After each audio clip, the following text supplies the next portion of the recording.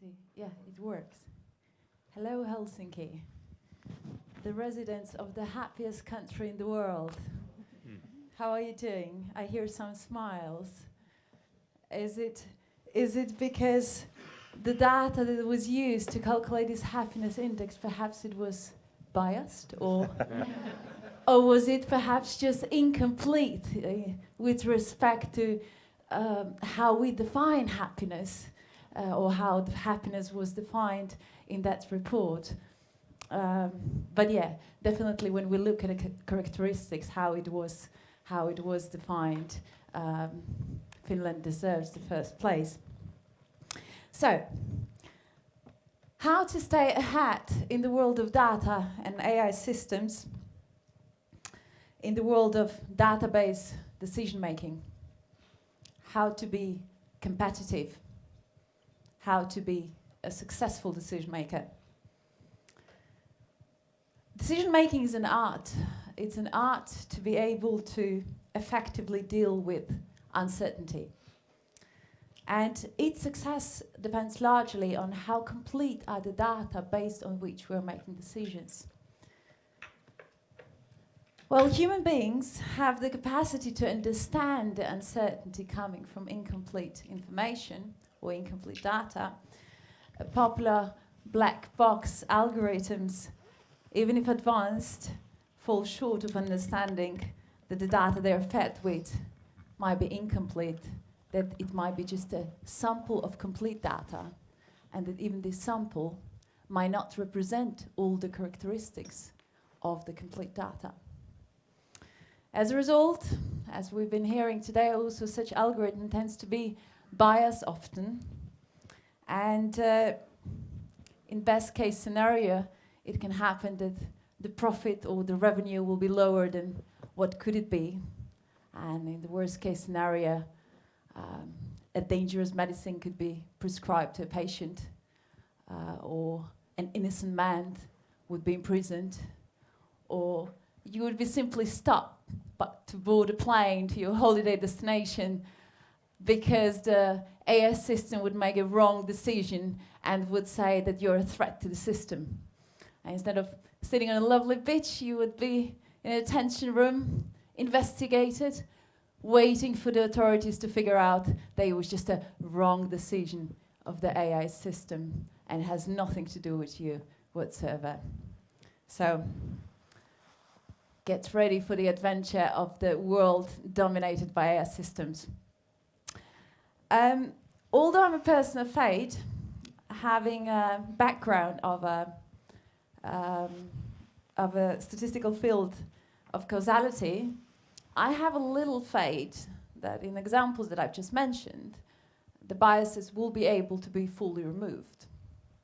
But I do hope that we'll be able to simultaneously develop some sort of a human-run support system which will prevent or at least promptly correct for the wrong decisions made by the AI system.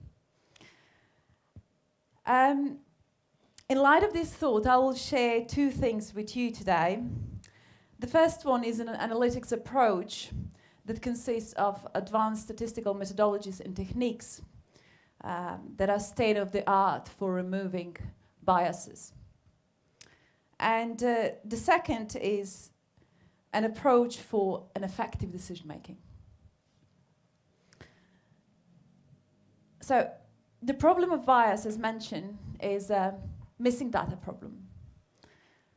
The problem of not having complete information. We all agree that if there is no data, there is no database insights. But how do we deal with these pockets of no data? How do we make a successful jump over to more trustworthy insights? The insights that are enhanced because we managed to remove the biases. So not just making more ethical systems, but also more efficient systems. Really take the full value. So when we insert the data into the black box, we get insights. The algorithm considers the data to be complete, analyzes it accordingly, And in case the data is not complete, we get the bias insights. Now, to solve such problem, it doesn't work in all the cases, but it works in lots of cases. We can enhance the black box by plugging in the statistical methods that are state-of-the-art in the causal inference. And what do we get is an enhanced insights in terms of trustworthiness, reliability, in terms of removed bias. So if you deal with experiments, personalization tools, target marketing, you should really consider taking advantage of these analytical approaches. You can substantially increase the revenues of the data-driven simulations, solutions. In some cases, even up to 15%. As I said, it doesn't work with all sorts of data, but it works with a whole lot. And definitely it works very well when we're talking about the human being data. So not data produced by the machines, but produced by the interaction of human beings with the machine. The second thing we'll look at is an approach for effective decision making. An approach that offers foundation for development of a human-run support system. And an approach that also enables every one of us to improve our thinking mechanisms, to be able to perceive reality more objectively. So, what are the origins of this approach? It comes from the science that has been traditionally developing solutions for handling biases, the statistical science. And let us have a look, what do we have in the heart of this approach? We have a mechanism of statistical thinking. How many of you have heard about statistical thinking? Okay, we have a few people, wonderful. 60 years ago, there was a mathematician, Samuel Wilks, who said that one day skills of statistical thinking will be as important as the skills of reading and writing. Now, what is the statistical thinking? In a nutshell, we would say it's a conscious thought process to analyze a subject or a situation objectively.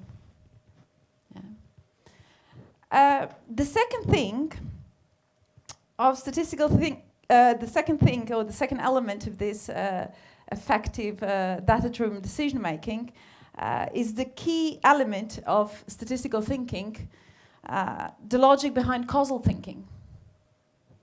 The technology we're born with and which has a significant impact on how we make decisions. Once we become aware of it, we can also start recognizing the biases. The third element is the science of data, its production and capacity for holding the information, where the meaning behind the term data is extended, is taken more holistically, and it includes also human sense data. So the data that are created by the sensory system of our nervous systems. So which is the data that is responsible for our perceptions. Such data-driven decision-making is a very effective tool also for recognizing and removing individual and organizational biases, which is a very important topic also in today's business world. So let's have a look at the skills that are also enhanced with development of statistical thinking. We have an observation on one side and openness on another side. So better we observe, better data we have. More open we are, more data we have. Yeah. No. Openness in a sense of being willing to hear even the craziest stories and then decide how crazy they are. And both of these skills and attitudes support on one side development of objective critical thinking. And on another side, they stimulate curiosity as we know, the key to creativity and innovation. So if you're interested in recognizing fake and biased information, enhancing customer satisfaction, or increasing revenue of data-driven applications, take advantage of methodologies behind statistical thinking and causal effect analytics. And stay ahead in the world of data and AI systems. Now, a little commercial. For those of you who are keen to explore these approaches further, take a note of these dates. And for questions, further communication, conversation, take a note of my email address. And thank you.